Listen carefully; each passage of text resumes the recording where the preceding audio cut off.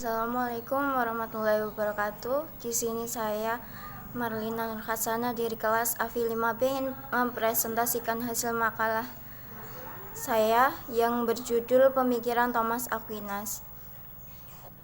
Thomas Aquinas adalah salah satu tokoh filsafat pada abad pertengahan yang dilahirkan di Lombardy, Rossasisca, daerah di Kerajaan Naples, Italia, pada tahun 1225 Masehi. Dia berasal dari keluarga keturunan bangsawan Kaisar Frederick I dan Henry VI. Thomas Aquinas terlahir dari pasangan Pangeran Landulf keturunan Aquino dan Theodora, seorang Countess of Tenno. Keluarganya merupakan penganut agama Katolik yang taat. Latar belakang ini ikut menentukan latar belakang pendidikan dan tujuan hidupnya. Thomas Aquinas yang juga dikenal dengan nama Italia yaitu Tommaso de Aquino ketika berumur 5 tahun.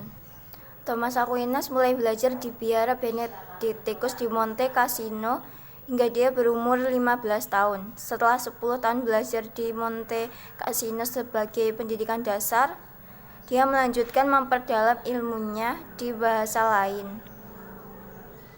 Semasa hidupnya, Thomas Aquinas berjasa dalam memberikan kuliah di bidang filsafat dan teologi di beberapa kota di Italia.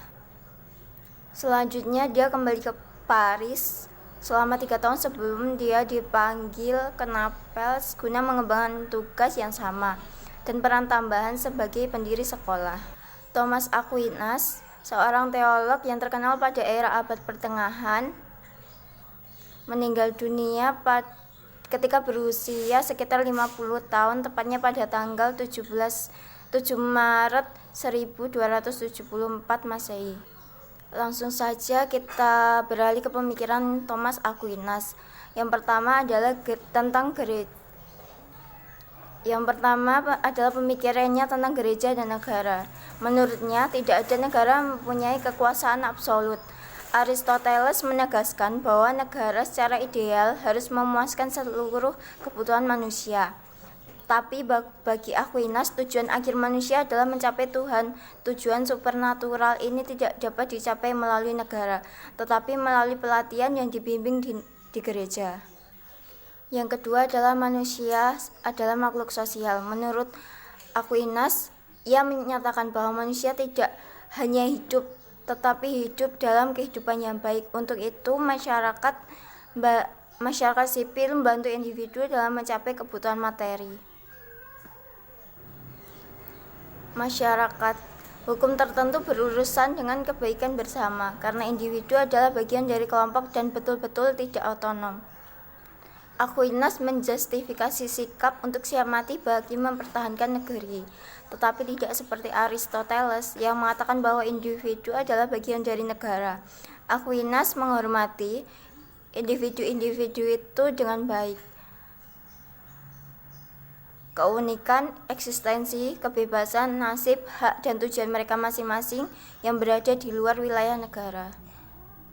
Aquinas setuju dengan Aristoteles yang mengatakan bahwa negara adalah institusi real dengan tujuan dan wilayahnya yang tersendiri. Di sini seluruh manusia merupakan bagian dari negara. Mereka tidak dapat betul-betul baik kecuali jika mereka mengadaptasi diri mereka pada kebaikan bersama. Yang berikutnya tentang hukum moral. Menurut Thomas Aquinas, tindakan yang menggerakkan manusia kepada tujuan belakang berkaitan dengan aktivitas manusiawi, bukan dengan aktivitas manusia. Perintah moral yang paling dasar adalah menerapkan yang adun dan menghindari yang jahat. Hukum moral memerlukan suatu wahana kepada mewujudkan bentuk konkret. Wahana itu disebut hukum manusia, seperti undang-undang, konstitusi, atau hukum-hukum positif yang lain. Yang selanjutnya, teori keadilan. Dalam teori keadilan, Aquinas mengatakan bahwa keadilan adalah prinsip persamaan yang diberlakukan pada tindakan manusia luaran. Cakupan keadilan adalah mengatur manusia dalam relasi mereka dengan manusia lain.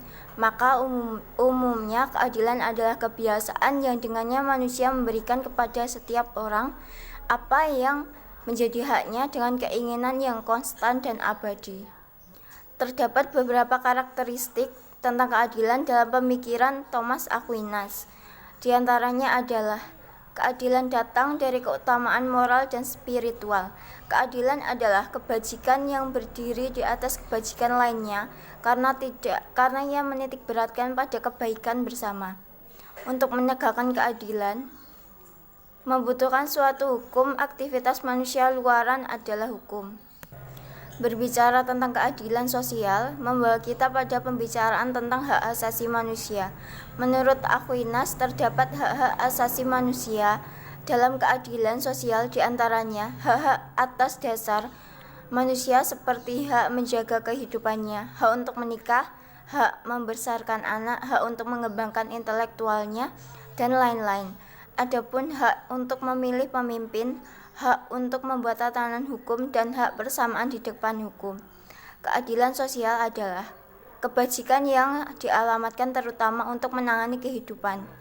Menurut Aquinas, pada awalnya kita harus percaya pada takdir Tuhan bahwa ketimpangan alamiah seperti perbedaan dalam struktur tubuh, kecantikan, dan nasib itu akan selalu ada.